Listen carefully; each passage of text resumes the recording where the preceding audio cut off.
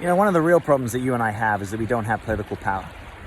We may vote once every 2, 4, 5, or 6 years, but as Rousseau said, at that moment we relinquish our power and we give it to someone else.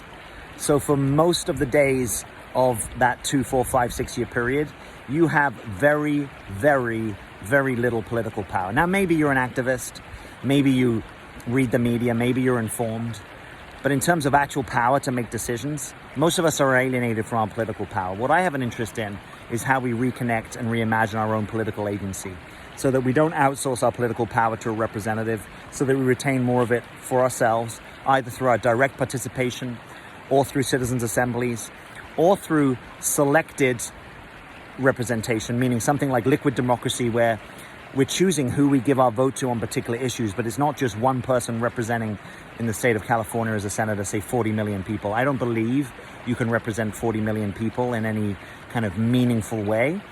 And whilst the system that was built through the Constitution was groundbreaking and revolutionary in its day, I think it's starting to show its limitations in our era. I think that's why we're getting this populist pushback with the MAGA movement, and that we actually need to start delivering real political solutions for ordinary people and delivering more real political equality for them. We need to be part of building a broad social movement that ordinary people are at the center of. There's not an elite movement, that's not an ideologically driven movement, but it's actually about delivering more real political equality and more real political power to ordinary people. Now, the pushback will be they don't care, they're not educated enough, they're not smart enough. I don't buy it. I think people need to be educated through participation and through incentivization. That if you build intelligent structures and you design for people's own participation and agency, that people can comfortably arrive at them. Women were denied the vote because they weren't supposedly smart enough. Unpropertied men were denied the vote because they didn't have enough stake in society. There will always be a reason why those with current power in the system want to protect that power. If you or I were in that place, we would probably be doing the same. But power is not given, it's taken. And I don't mean violently, I mean it's taken by the power of ideas whose time has come.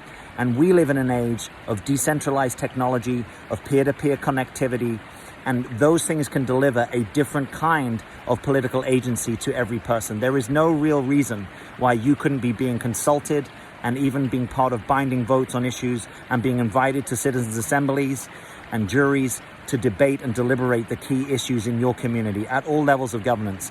We have the social technology, we have the actual technology, the civic technology, if you will, and we need to start building a broad movement to reimagine the locus of power in our society. Rather than 500 representatives holding power on behalf of 330 million people, we need to take what actually some people in the MAGA movement are talking about, subsidiarity, right, which is decision-making at the most local level possible. We need to push a ton of power down and away from central government into your hands. Right? Not just back into state government's hands, but into your hands as a full, paid-up member of a political community. Now is the time to be part of that reimagining, because whether you like what Trump is doing or you don't like it, whether you like Elon Musk or you don't like him, this is the time of political transformation, and it is going to require us to be ready with new solutions, because I don't think Trump has got all the solutions for how to reimagine putting real power into your hands. He has the solutions to disrupt the establishment, which is exactly what's going on. And whether that is a good or bad thing in the long term is actually going to require you and what you decide and how much you're involved in the process. So get involved.